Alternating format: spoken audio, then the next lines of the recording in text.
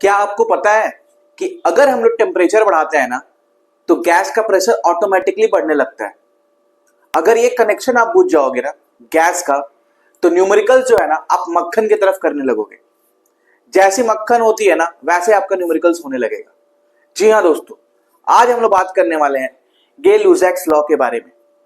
ठीक है, ये लॉ हमें ये बताती है कि टेम्परेचर और प्रेशर का कोई कनेक्शन है, और वो कनेक्शन ये है कि जैसे ही आप गैस का टेम्परेचर बढ़ाते हो ना तो आपका प्रेशर भी बढ़ने लगता है उस गैस का। ठीक है, लेकिन इसका कुछ प्रोटोकॉल्स है, कुछ रूल्स है। टेम्परेचर और प्रेशर ये दोनों एक दूसरे से तो क्या है, प्रोपोर्शनल है, डायरेक्टली प्रोपोर्शनल है, लेकिन उस गैस का मास और उस गैस का वॉल्यूम कांस्टेंट रहेगा तभी ये लॉ काम करेगा। ठीक है, तो आज हम लोग बात करेंगे गे-लुसैक्स लॉ के बारे में। बिना देर किए आइए स्टार्ट करते हैं, और इस वीडियो को स्किप ना करें, एंड तक देखें ताकि आपका जो डाउट है वो क्लियर हो जाए और आप ढेर सारे न्यूमेरिकल्स सॉल्व कर पाओ। नमस्कार दोस्तों, मेरा नाम है विवेक और मैं अपने यूट्यूब चैनल जिसका नाम है सिंह ट्यूटोरियल उसमें आप सबका स्वागत करता हूं। तो आज का जो हमारा टॉपिक है, जैसा मैंने स्टार्टिंग में ही बोला कि गेज-लुसैक लॉ, ये लॉ क्या बताती है? ये लॉ ये बताती है कि the pressure of a given mass of gas varies directly with the absolute temperature of the gas when the volume is kept constant. ठीक है, ये स्टेटमेंट है लॉ का, और ये 10 में बहुत इंपॉर्टेंट है और 11-12 के लिए भी इंपॉर्टेंट है। ठीक है, फॉर क्लास 10 बहुत इंपॉर्टेंट टॉपिक है, और 11-12 के जो हमारे बच्चे हैं ना वो भी इस लॉ को देख सकते हैं, उनका भी ये सिलेबस में है। ठीक है, तो बिना स्किप किए, स्किप नहीं करना है, एंड तक वीडियो को देखना है। ठीक है, ताकि ये वीडियो आपको समझ में आए, और अगर हेल्पफुल हो, अगर आपको लगे कि ये वीडियो आपके लिए हेल्पफुल है तो एंड में एक लाइक, कमेंट और इस वीडियो को शेयर करना और चैनल को सब्सक्राइब करना। ठीक है, जरूरी नहीं है, लेकिन अगर आपको हेल्पफुल लगे तभी करना।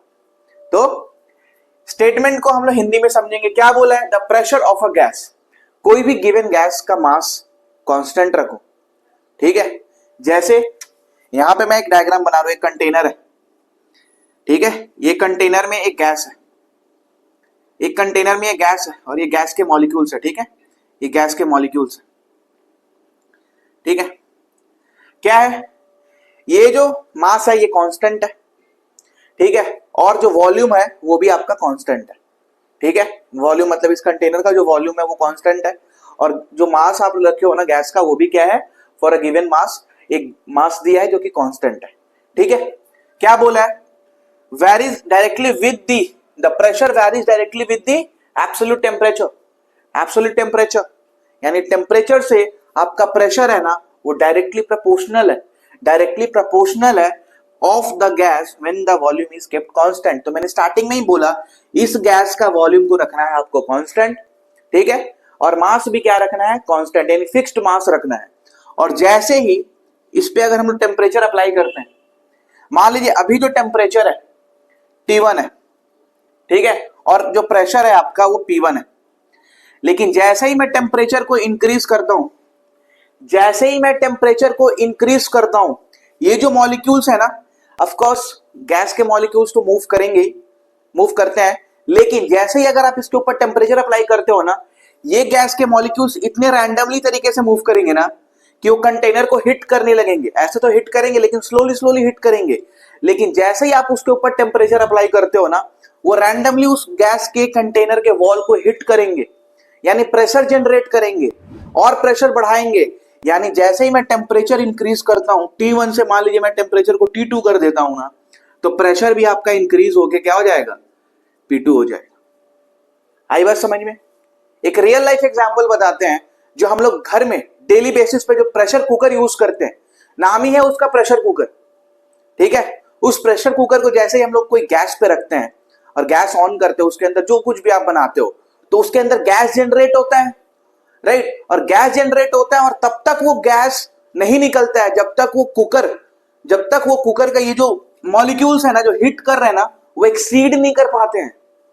जैसे ही वो मैक्सिमम हो जाएंगे ना, वो कुकर, प्रेशर कुकर का जो सीटी रहता है ऊपर में नॉब जो रहता है वो हल्का सा उठता है और वहां से सारे गैसेस रिलीज हो जाते हैं, राइट। और वो प्रेशर से उस खाने को पका देते हैं जिसके अंदर वो आपका जो चावल या दाल जो भी आप रखो, जैसे इसके अंदर रहेगा तो गैस इतना रैंडम तरीके से मूव करेगा ना कि आपका खाना को, गैस के मॉलिक्यूल्स इतने रैंडम तरीके से मूव करेंगे कि आपका जो भी उस कुकर के अंदर होना इजीली पक जाता है, ठीक है।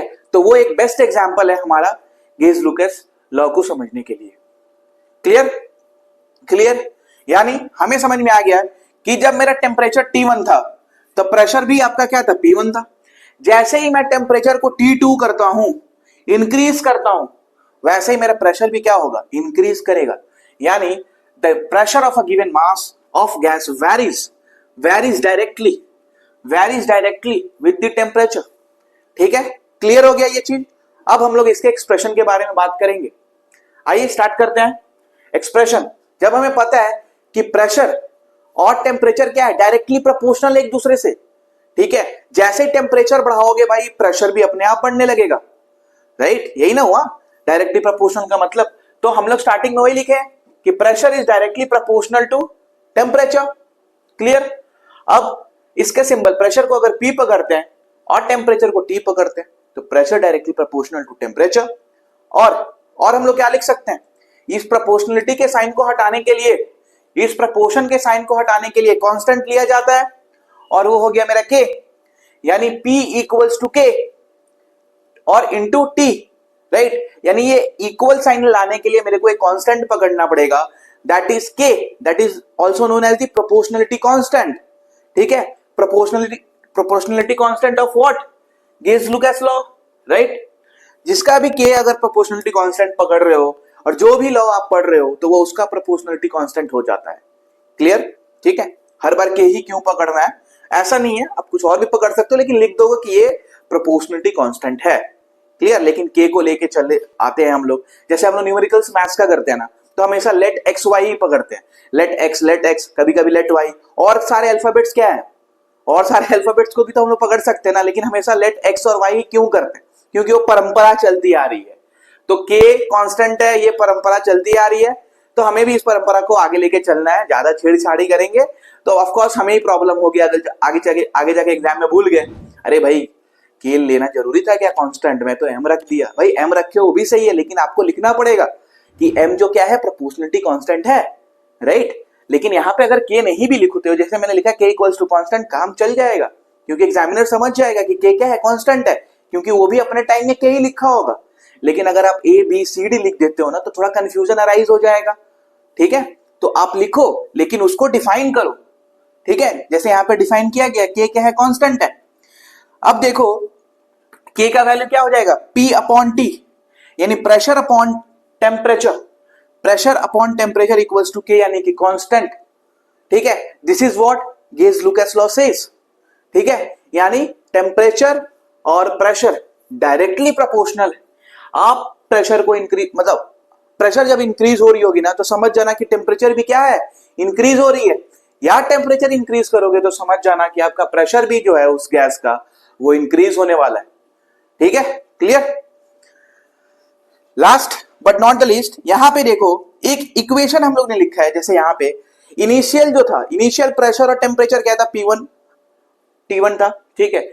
लेकिन जैसे ही मैं टेम्परेचर को इंक्रीज करता हूं T2 पे तो आपका प्रेशर क्या हो जाता है, P2 हो जाता है। और ये हम लोग बाकी सारे लॉ में भी लिखे हैं, बॉयल्स लॉ में भी लिखे हैं, चार्ल्स लॉ में भी लिखे हैं, एवोगाड्रोस लॉ में भी लिखे हैं, और आज हम गेज-लुकास लॉ में भी लिख रहे हैं कि P1 upon T1 equals to क्या हो जाएगा, P2 अपॉन T2।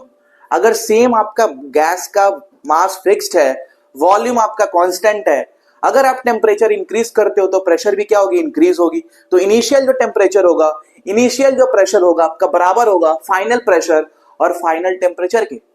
समझ में आ रही है क्या बोल रहा हूं। इनिशियल जो होगा इस गैस के कंटेनर, जो इसके अंदर जो गैस था उसका इनिशियल टेम्परेचर क्या था, T1 था, और प्रेशर क्या था, P1 था।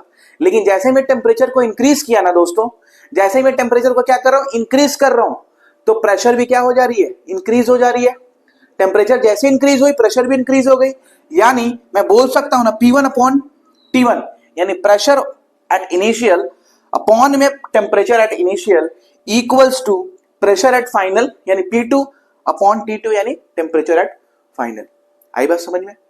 यही है मेरा गेज लुकास लॉ। और ये कब होगा? When volume is constant. ये तभी होगा for a given mass of a gas the volume is kept constant. कभी भी जब एक मास ऑफ गैस दिया हुआ है और उसका वॉल्यूम कांस्टेंट है तभी ये काम करेगा। देखो, this equation is used to compare different conditions on the same substance. ठीक है, इस इक्वेशन को हेल्प करके हम लोग क्या अलग अलग कंडीशन में सेम सब्सटेंस के ऊपर काम कर सकते हैं। यहाँ पे जो गैस था, जैसे मैं टेम्परेचर इंक्रीज किया ना, तो गैस तो नहीं चेंज हुआ ना, गैस तो सेम था, राइट। मान लीजिए वहां पे हाइड्रोजन था, हाइड्रोजन ऑक्सीजन या नाइट्रोजन नहीं ना बन गया, वो तो क्या था, वो मेरा सेम सब्सटेंस रहेगा, राइट, वो मेरा सेम सब्सटेंस रहेगा। तो वही बताती है, वही बताता है मेरा ये इक्वेशन। क्लियर? क्लियर? ठीक है, यही था हमारा आज का टॉपिक जो कि था गेज लुकास लॉ। होप आपको ये वीडियो समझ में आया होगा। Thanks for watching. और जैसा मैंने स्टार्टिंग में बोला था, अगर अच्छा लगा तो एक लाइक करना और इस वीडियो को अपने फ्रेंड्स में भी शेयर करना।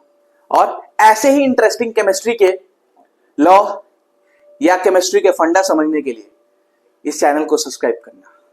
ठीक है, थैंक्स फॉर वॉचिंग। तब तक अपना ख्याल रखें, माता पिता का सेवा करें। जल्दी मिलते हैं। जय हिंद, जय भारत माता।